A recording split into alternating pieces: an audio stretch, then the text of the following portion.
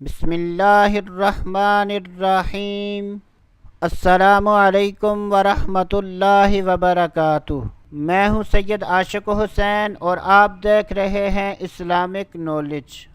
آج کی اس ویڈیو میں بات کریں گے خواب میں نکاح کرنا کیسا۔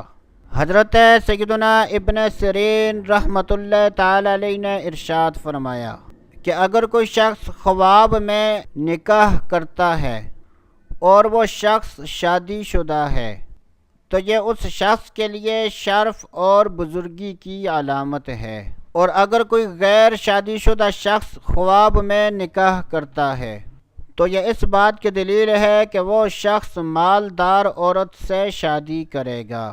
اگر کوئی شخص خواب میں دیکھے کہ اس نے کسی مردہ عورت سے نکاح کیا ہے تو یہ اس بات کی دلیل ہے کہ اس شخص کے مال میں نقصان ہوگا۔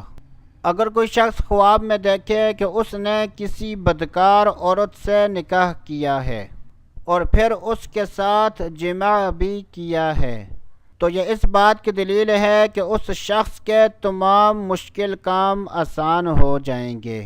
حضرت سیدنا جابر مغربی رحمۃ اللہ تعالی علیہ نے ارشاد فرمایا کہ اگر کوئی شخص خواب میں کنواری لڑکی سے نکاح کرتا ہے تو یہ اس بات کی دلیل ہے کہ وہ شخص اسی سال شادی کرے گا۔ حضرت سیدنا امام جعفر صادق رحمۃ اللہ تعالی علیہ نے ارشاد فرمایا کہ خواب میں نکاح کرنے کی 4 تعبیریں ہیں: بزرگی، مال میں زیادتی، آرام پانا، شادی اور خوشی کا حاصل ہونا۔ اللہ عز و جل سے دعا ہے کہ اللہ عز و جل ہمیں اچھے خواب دیکھنے، برے خوابوں سے بچنے کی توفیق عطا فرمائے۔